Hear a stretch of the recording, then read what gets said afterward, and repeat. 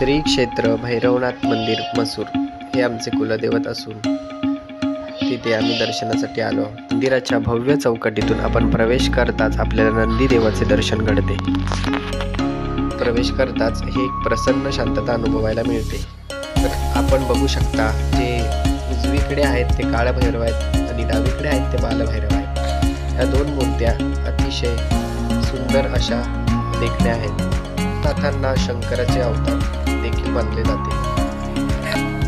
भैरवनाथ देवाची यात्रा फेब्रुवारी महिन्यात नव्याच्या पौर्णिमेला होत असते। दरवर्षीप्रमाणे याही वर्षी ती नियोजितपणे आहे। ज्यांचे हे कुलदैवत आहे ते मुंबई, पुणे, ठाणे या शहरातून इथे यात्रेसाठी येत असतात।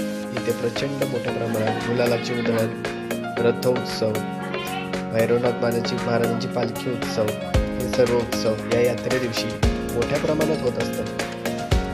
सुमारे 5 दिवस ही यात्रा असते। या देवाची आख्यायिका अशी आहे की येथे साप चावलेल्या व्यक्तीला आणून मंदिरात झोपवतात आणि घंटानाद करतात।